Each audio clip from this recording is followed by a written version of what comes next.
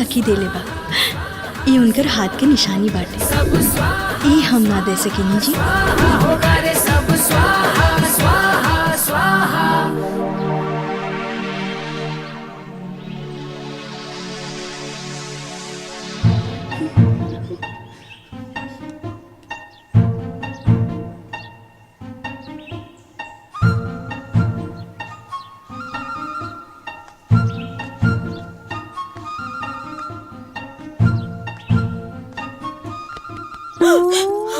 तू लोग छिप के का देख रहल बाड़ू? अरे धीरे बोली रहुआ। काहे?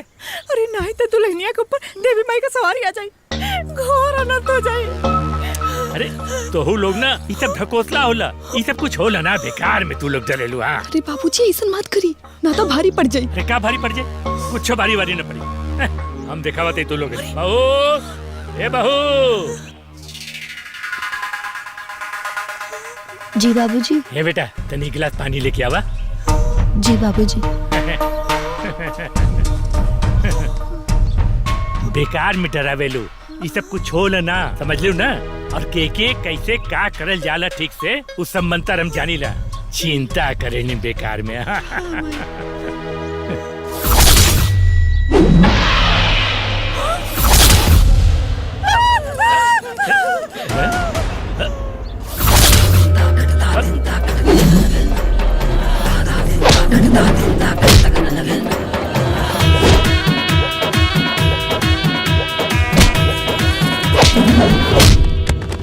जो तेरा है हुरूर हम तोड़ेंगे जरूर, तुझे धरती पे हम कहीं का ना छोड़ेंगे।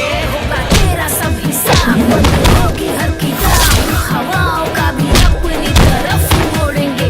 मेरे क्रोध की अग्नि में जल के अरे सब स्वाहा स्वाहा स्वाहा, सब स्वाहा स्वाहा स्वाहा, होगा रे सब स्वाहा स्वाहा स्वाहा, सब स्वाहा स्वाहा स्वाहा।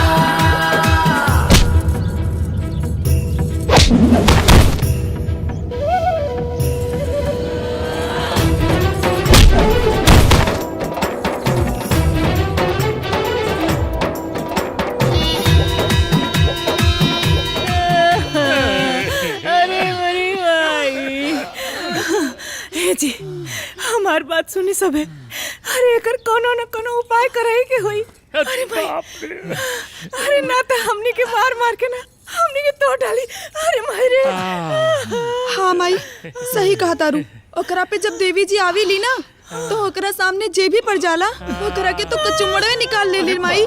कुछ ना कुछ उपाय करे के पड़ी माई। अरे का उपाय बा? उपाय तो बाटे। अरे भाई का उपाय बा? देखा एक कोनो भड़काऊ जगह दिखावे के पड़ी। ओकर देह पर से ना वो जौन सवारी आवेला उतारते ओके। बाप रे बाप। बाबा हमने के बचा लही बाबा। बाबा हमने के पता हमने के जान के दुश्मन भइल बिया बाबा। अरे ओकरे ऊपर देवी का सवारी आवले बाबा, और जो सवारी आवले ना तो हमने के खूब मारले बाबा। सब पता बा हमरा के, सब पता बा। वो देवी जी ना, ओकरा पर प्रेत आत्मा के वास बा। प्रेत आत्मा? हाँ प्रेत आत्मा, ओहे आत्मा जेकर हत्या भइल रहे। अब उ तहनी के ना छोड़ी।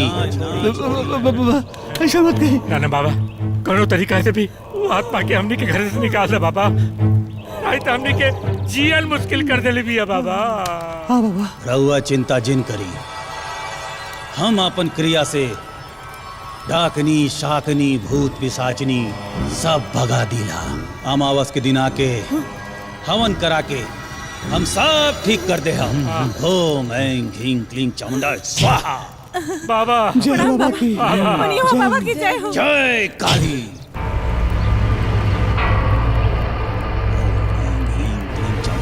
जय स्वाहा। डाकनी शाकनी भूत पिशाचनी दुर्गा काली चामुंडा भवानी, ये बाड़े तू जौन भी होखा सामने आवा, अपन असली रूप दिखावा। इनकर हाथ पकड़ा, सवारी आवे वाली बाड़ी, जल्दी करा।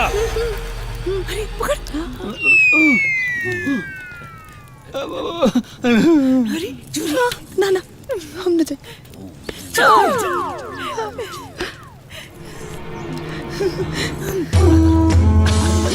अब बतावा के बड़े थे और यहाँ काहे आए बड़े, और ये परिवार के काहे परेशान कर रहल बाड़े। छोड़ द हमरा के, ना तो पछताए के पड़ी। ना छोड़ा, आज तोहरा के पता चली कि कौने ओझा से पाला पड़ल बा। जल्दी बताओ, ना तो हम तोहरा के भस्म कर दे। अब बताओ।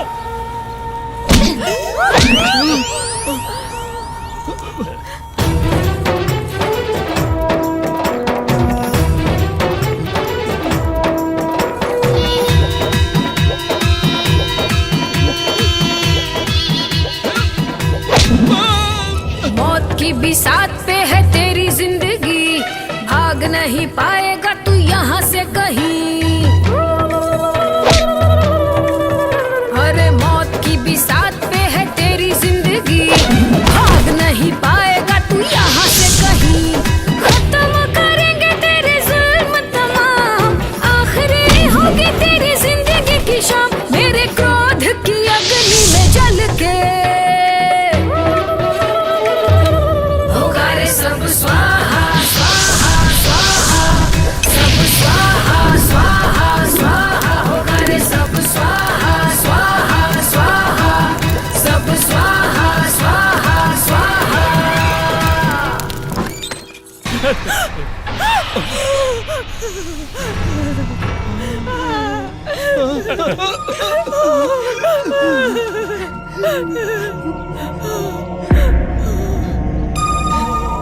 अरे ए जी,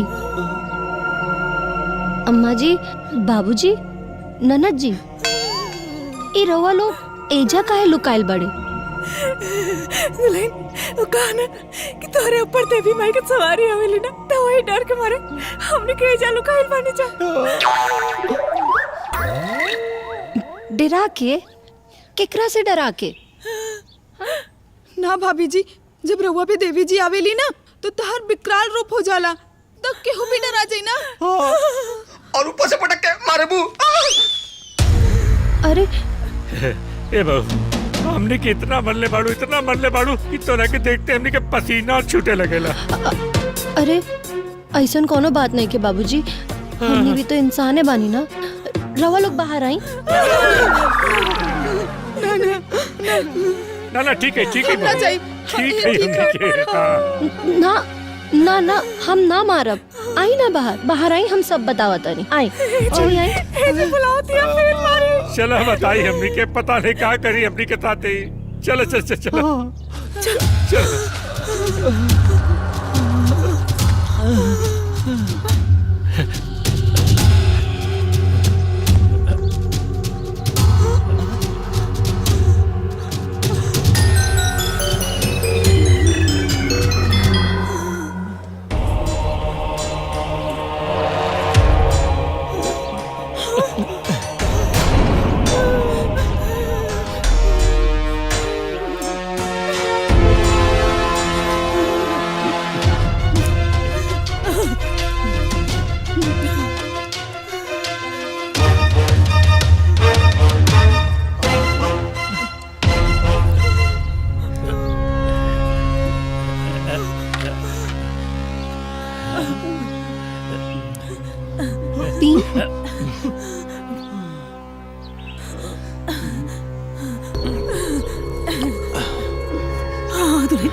कहा बताओ कि चाहता रहो?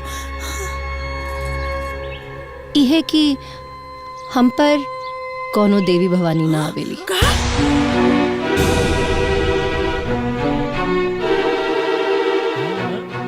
वो सब का रहे? वो सब नाटक रहे। नाटक?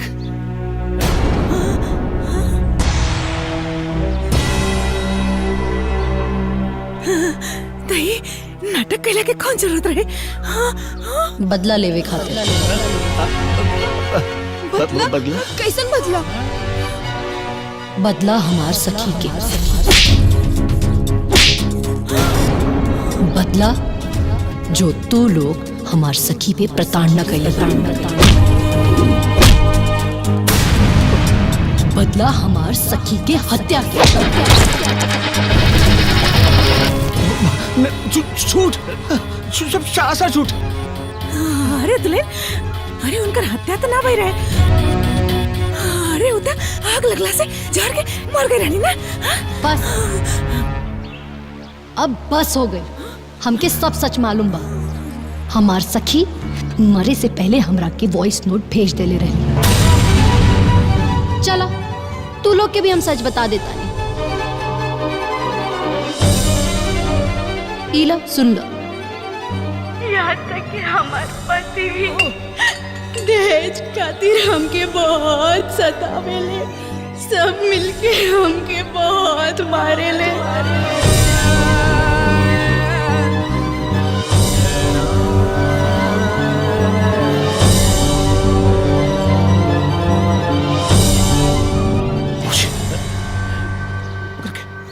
अरे हमने का सारा भेद पता चल गई।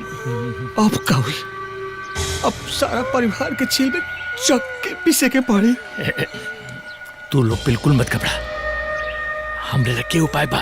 ए रब देखा, ये राज खाली ओकरा के मालूम बा, समझ लू ना। हमनी के 4 जने बानी, वो अकेले पिया। चल कर ओकर गर्दन दबा दिया जाए। ओकर राज कोई के पता न चले। ओकर काम भी तमाम और राज भी तमाम। चलो चलो।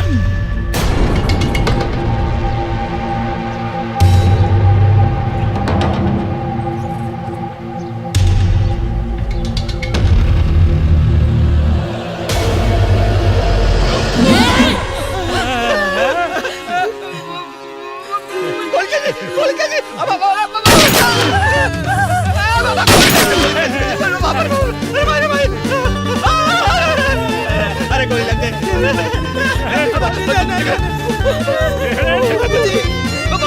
चला ये जाके बैठा बैठा लाइन में बैठा बैठा। माफ कर दे। गोली बच लिया दुल्हन, गोली बच लिया। गोली बच लिया दुल्हन। हमने को माफ कर दे। हमरा से बहुत बड़ गलती हो गई। हमने की माफ कर दे। अरे माफ कर दे। हमने का परिवार है जना। हमने के माफ कर दे। माफ कर दी। ठीक बा, तू लोगन की माफी चाहिए ना, हम कर दे माफ। बस जल्दी जल्दी तू लोग अपन गुनाह कबूल कर ला और सच सच बता दा तू लोग का कहले बड़ा हमार सखी साथे।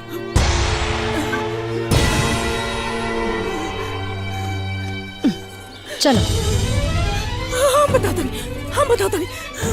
हमने के ओकरा संगे बहुते बुरा व्यवहार करने जा।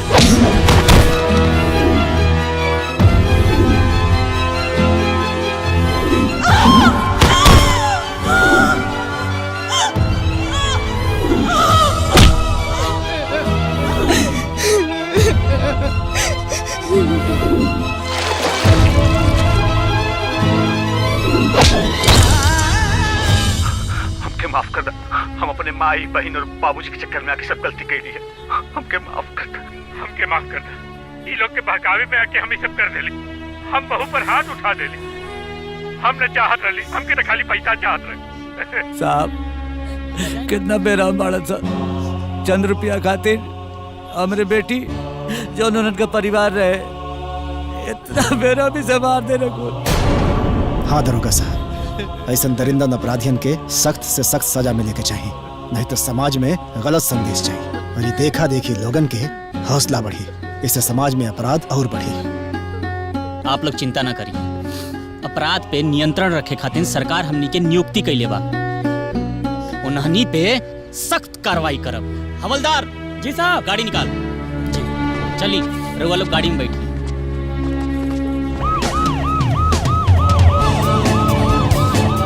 आई देखा पुलिस।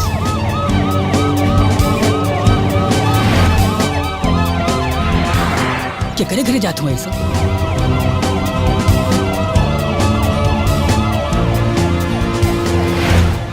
गांव में इतना पुलिस। ये बहन चला देखल जा, पुलिस आयल भी गांव में। चला चला चला देखल जा, चला चला चला बहन।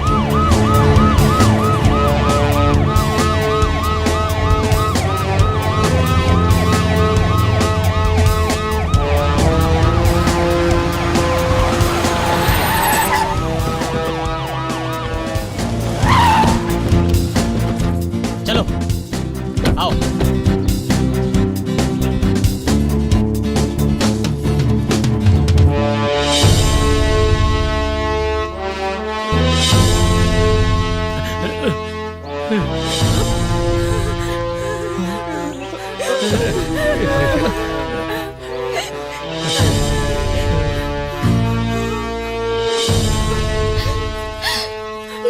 बेटी तू इतना दिन ये जानवरन के साथ कैसे बितौलू है? शाबाश बहिन, तोहरा जैसन बहादुर बेटी के इस समाज के सख्त जरूरत बा। अरे जौन तू काम कैले बाड़ू ना तू हमनी ना कर पैनी। ए गिरफ्तार कर ई लोगन। माफ कर दुल्हन, माफ कर दा, हमने के माफ कर दा दुल्हन। हमरा से बहुत बड़ गलती हो गई दुल्हन, एक बार खाली माफ कर दा, दोबारा ऐसा ना करब दुल्हन। का तू लोगन के माफी मांगे से या फिर हमार माफ कर दिला से हमार सखी वापस आ जाए? ना नो, यही से हम तो लोगन के माफ ना कर सके। भाई साहब आप लोग देखिए, हमने के माफ कर दी।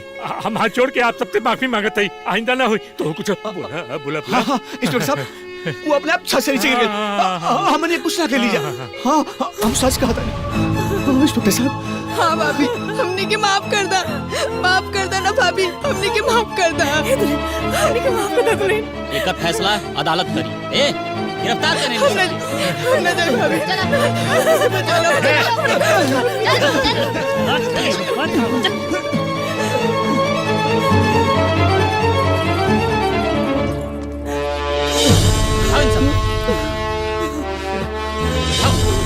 बिठाओ बिठाओ गाड़ी में।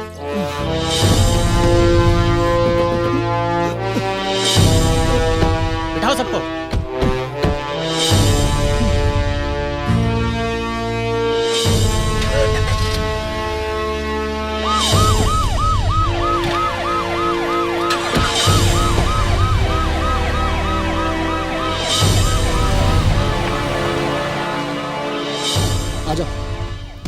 फ्रेम में हो? जी ओके ना? हेलो प्रणाम, मैं विशाल कैमरामैन आकाश के साथ आजमगढ़ जिले के इस गांव में अपनी टीम के साथ पहुंच चुके हैं। इस घर में एक बहुत बड़ा अपराध हुआ है। किसी महिला को दहेज के कारण तड़पा तड़पा के मार डाला गया है। आइए हम उनसे मिलते हैं और घटना की तह तक जाने की कोशिश करते हैं।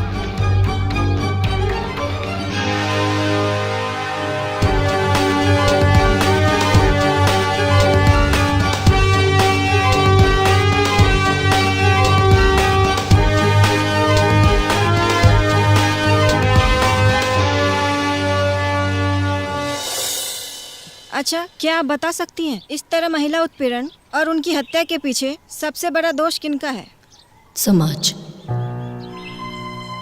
समाज में फैली कुप्रथा और कुरीतियों का। आप सब यकीन मानिए मेरा, समाज में दहेज के लिए महिलाओं पर अत्याचार करने वाली, उत्पीड़न करने वाली कोई और नहीं होती, बल्कि औरत ही होती है। आखिर क्यों एक औरत दूसरी औरत का दर्द नहीं समझ पाती? आखिर क्या गलती थी? क्या गलती थी मेरी सखी की?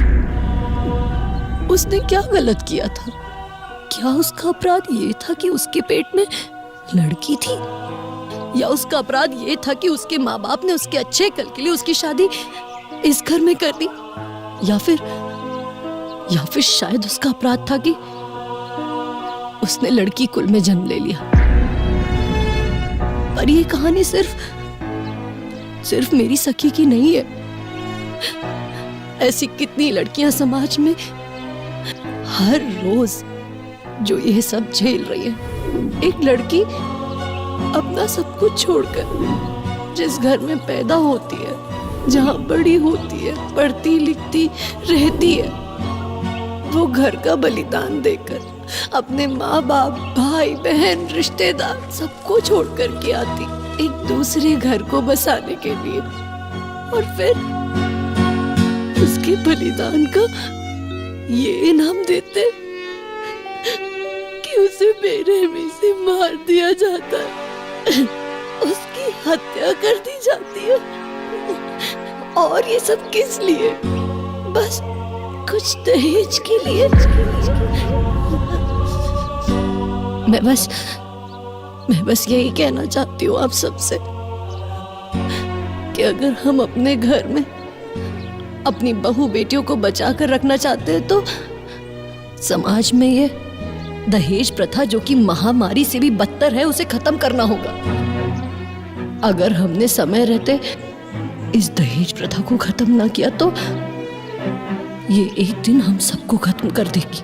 आज जो मेरी सखी के साथ हुआ वो कल को किसी के भी साथ हो सकता है, आपके साथ हो सकता है या आपके साथ हो सकता है। इसलिए हमें अपने आप को और अपने समाज को इस महामारी से बचाने के लिए एक साथ होकर आना होगा आगे। बस इतना ही कहना चाहती हूँ।